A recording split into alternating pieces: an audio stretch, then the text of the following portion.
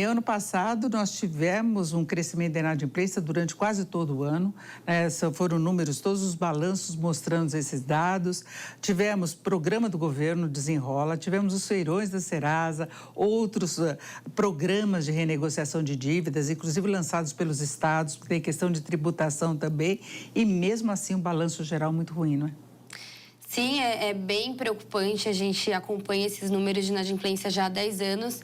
Em dezembro, a gente bateu o recorde mesmo, mais de 80 milhões de pessoas em situação de inadimplência.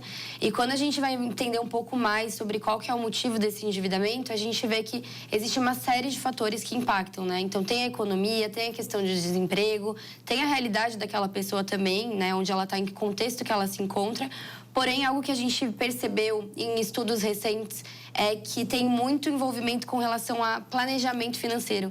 Então, a organização financeira dessas famílias, ela impacta, sim, nesse número de inadimplência. E aí a gente vê que, ainda que os brasileiros estejam participando desses eventos, consigam algumas condições, o planejamento ele deve ser algo recorrente, né? Que faça parte do dia daquela pessoa, para que, enfim, ele consiga ter um pouco mais de tranquilidade financeira. Evitar o descontrole, principalmente das despesas, não é que leva a essa situação. Exatamente.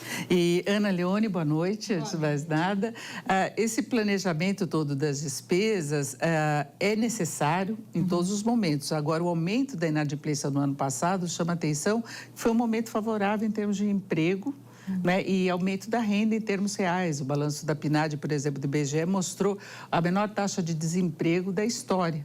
Não é? Então, não é uma situação adversa. A gente até pode ter a questão dos juros, mas os juros vêm alto já há muito tempo, não é?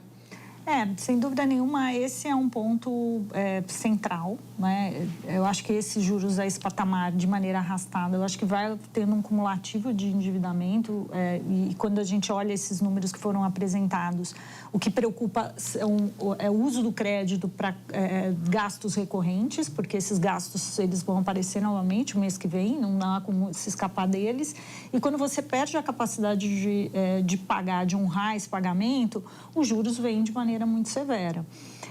Acho que esse é um ponto, porque ele também, mesmo que do outro lado a gente tenha renda maior das pessoas, a gente tenha um mercado de trabalho mais favorável, até benefícios mais recentes das pessoas que têm a renda até R$5.000 com isenção de imposto de renda, isso faz com que mais dinheiro entre para elas. Essa é uma boa oportunidade para que as pessoas consigam minimamente sanar algumas dívidas, mas por outro lado ainda tem aí o juro como um detrator dessa organização.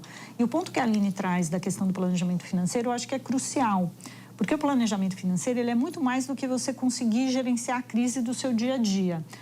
Uma pesquisa que nós fizemos na Planejar no final do ano passado, que trazia, a ideia da pesquisa é investigar como as pessoas entendem o planejamento financeiro, né? O planejamento financeiro do brasileiro, da teoria à prática.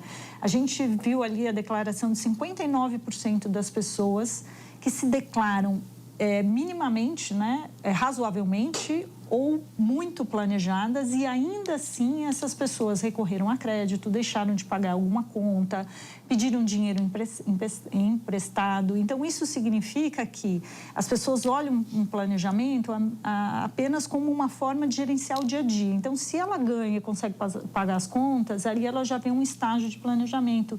E ele é muito mais do que isso. Ele